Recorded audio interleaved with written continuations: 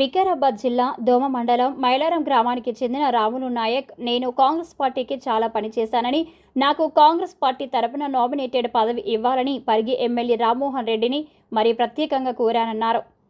రామ్మోహన్ రెడ్డికి కార్యకర్తల కష్టం, వారి విలువలు తెలిసిన వ్యక్తి కాబట్టి మేము పార్టీ కోసం కష్టపడ్డ విధానాన్ని గుర్తించి నాకు అవకాశం కల్పిస్తారని రామ్మోహన్ రెడ్డిని వేడుకుంటున్నారని రాములు నాయక్ తెలిపారు.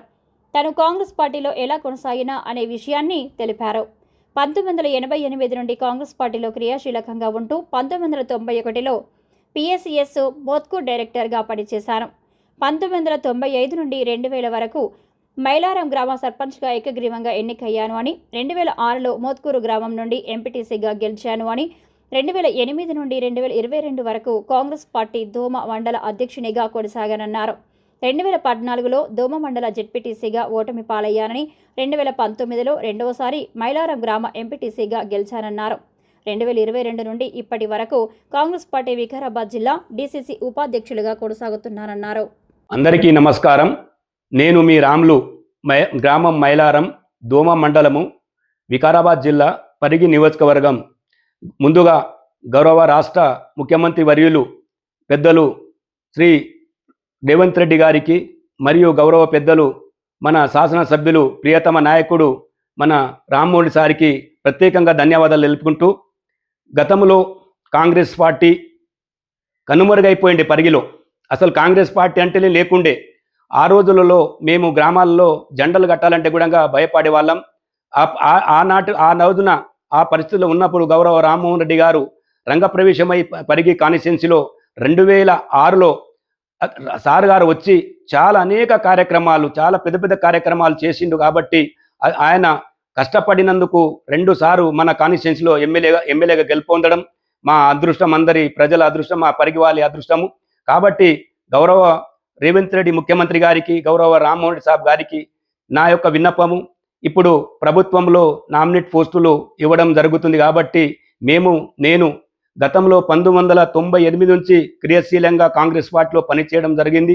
అదేవిధంగా 1991లో పిఎస్సిఎస్ డైరెక్టర్ మోత్కూరులో గెలుపొందడం జరిగింది. ఆ తర్వాత మోత్కూరు నుంచి 2006లో నేను ఎంపీటీసీగా గెలుపొంది, ఆ రోజులో తెలుగుదేశం ప్రభావంలో వారికి 12 సీట్లు, మాకు 12 సీట్లు రావడం జరిగింది.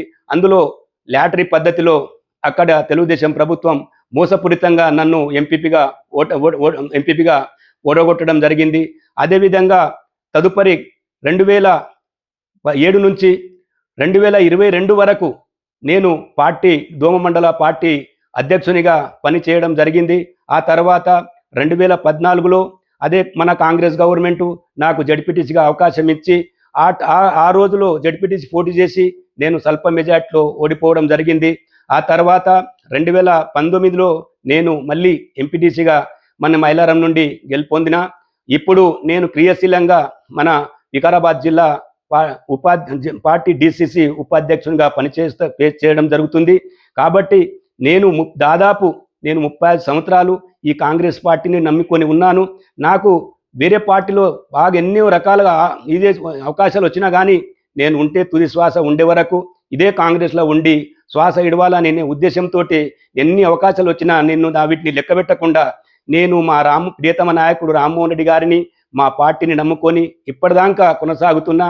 దయచేసి నాకు అందరూ కూడా పెద్ద మనసుతోటి ఈ ఒక్క ప్రభుత్వ నామినేట్ పోస్టులో అవకాశం ఇస్తే ఇంకా ఎక్కువ ఉత్సాహంతో పనిచేసి పార్టీకి బలోపేతం చేసి మా గిరిజన నాయకులను బాంబే, పూనా ఎక్కడ ఉన్నా వారిని నేను బలోపేతం చేసి నేను పార్టీకి దృఢ సంకల్పంతో పనిచేస్తానని కోరుకుంటూ ఈ అవకాశం నన్ను కల్పించాలని ప్రతి కాంగ్రెస్ కుటుంబ సభ్యులకి ప్రత్యేకంగా ధన్యవాదాలు తెలుపుకుంటూ వేడుకుంటున్నాను. జై హింద్, జై కాంగ్రెస్.